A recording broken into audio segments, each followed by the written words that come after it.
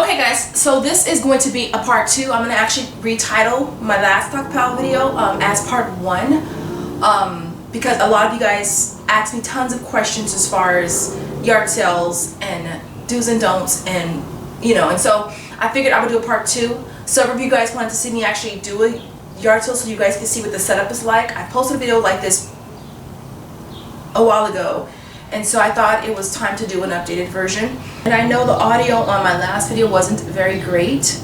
I'm using a different camera now. It has a better mic on it, and I've had this camera for at least a year, you guys. It's a Sony, and I never ever use it, and so I'm trying to get the hang of using this one over my other one. For starters, I got up this morning at 6:30. I went out, put all my signs up. I basically get my poster boards from Dollar Tree. I usually get the green ones, the fluorescent greens, just because they're brighter. And all I put on my signs, you guys, is yard sale and an arrow. The streets that on my, what do you call it, connecting streets, main streets, I put double-sided signs, and then the streets within my neighborhood, I just put one-sided, basically. I do recycle my signs. I just think it just is easier for me if I just go, and I usually take my signs down anyways, and in the past I would throw them away. But I realized, you know what, a lot of them are still in pretty decent condition, especially considering they've only been sitting on the pole for 5 to 6 hours. And so I would pick up all my signs, and whichever ones I could use, I would use the next yard sale, and the other ones are just trash. I don't put signs all over everywhere. I don't do that. And so, again, that just makes it easier for me. Someone asked where I got these shelves from. I got these from Home Depot, you guys. And I did pay a nice chunk for them, but I really wanted quality, and I think I paid maybe one. I would have to go back and look, because when I bought them, I know I posted on Instagram or something, but I paid a nice chunk for these shelves, you guys. I actually started off with one, and and then I had the little cheap plastic ones, and I didn't have this one here. I had one there, and then I had the 2 plastic ones here. And it was the 4th of July, and I remember the night before, that night I heard something, but I was like, whatever. The next morning I come down, my car is parked here, and both shelves freaking collapsed, you guys. I was just like, oh my God, like, it was a complete freaking mess. And so I was like, okay, I definitely need to get another shelf. I went ahead and bought a second one, and so the shelves are pricey, but they're definitely worth it, in my opinion at least. I was happy to be able to bring my stockpile out in the garage, because you guys know when I had my son, when I got pregnant with my son, or I changed my stockpile room to his nursery. So that was kind of another reason why I got the shelves out here, so that I could start stocking most of my stockpile in the garage. Now I do have a cabinet in the inside the house that's probably just as high as this, if not a little higher. And that one holds a lot of my personal hygiene type stuff, shampoo, conditioner, toothpaste. It holds that kind of stuff. I also have another shelf in there as well.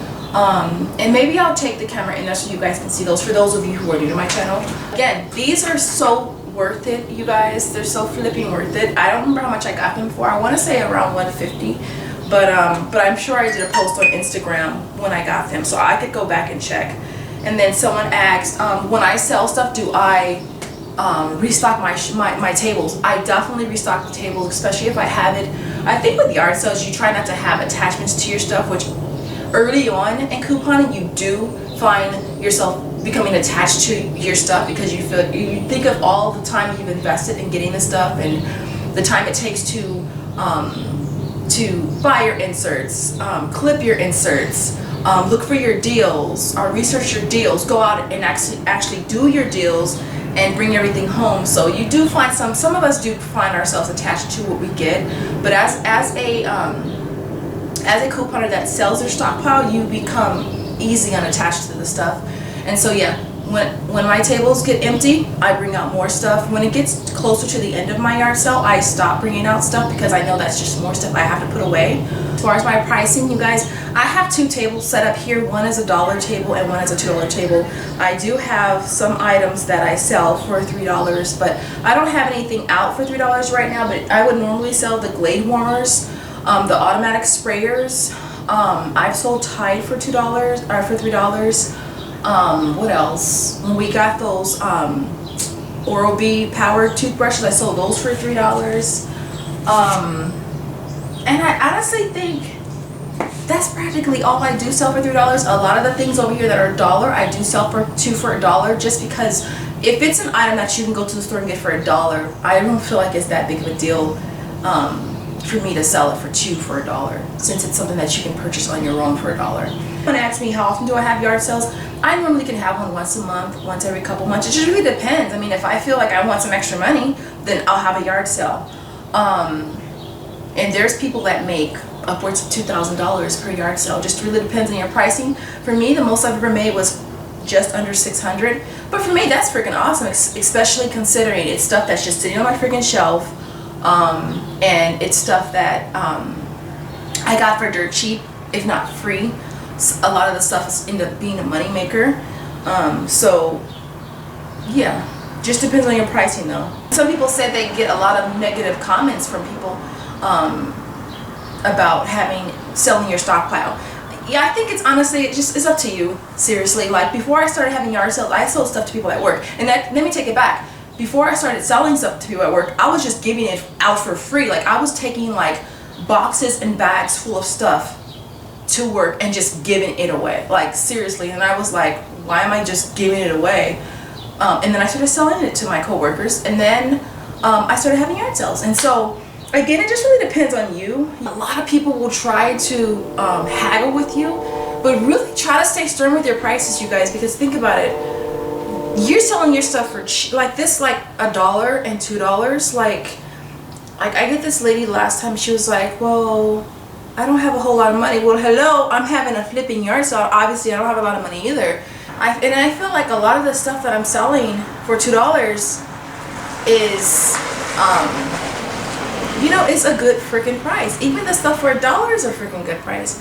So again, don't let them haggle with you. Try to stay stern, because if I'm telling you, if you start letting them just get stuff for cheaper, every time you have a yard sale, they're gonna want to get things for a cheaper price. So try to stay stern with your pricing. What I normally do is the stuff that is definitely not for sale, I put a sheet up. That's just how I solve the problem of people asking, well, how much are the baby wipes, and how much are the diapers, how much are the paper towels? That's not for sale. I think that was another question somebody asked me too. What don't I sell? Somebody also asked me, what don't I sell? I don't sell paper goods. I didn't used to sell laundry, but now I do. I sell some of it. I sell the Tide Pods. I sell the Gain Flings, because I don't really care much for those. I'm more into the liquid, because I feel like I'm getting more for money with the liquid bottles, because a lot of them are 32 load bottles versus Gain Flings. Tide Pods tend to be about a 14 to 16 load bag. But this is what I do. I put this up. So people won't ask me, what's for sale? Is this stuff for sale? And how much is the diapers? Hello? You were here when I was pregnant. You know, why would I sell diapers? And so that's what I do. Okay, so I have these 2 photo tables, and okay, and this is my setup right here. Okay, this is my dollar table. A lot of things are 2 for $1. And again, like the containers I said, it's easy for me to just toss whatever needs to be tossed in, and some of the stuff that's on top I'll just toss in the containers when I store them away for the next one. I have one container that has my bags in it.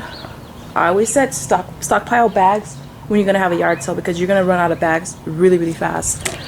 And this is my $2 side. My Tide Pods. I have some Arm & Hammer there. But yeah, this is basically my setup, you guys.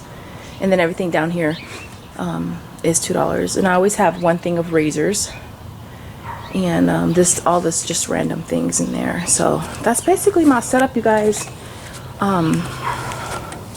Really, really super easy, you know, like seriously, like don't overthink it. I do bring out extra stuff when I need to.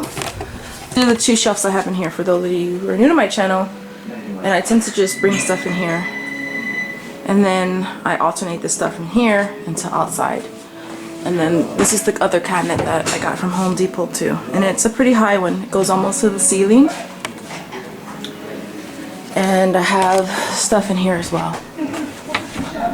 And that's pretty much what that looks like.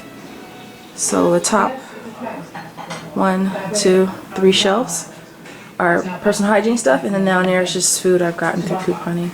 Biggest things or tips that I can say, again, grocery bags. Because one of my first yard sales, I used trash bags, and they were cheap trash bags at that. And that was one thing that was a problem my first yard sale. So grocery bags, again, hoard them, stockpile them right before you know you're gonna have a yard sale. Make sure you have plenty of change, because you need to have change.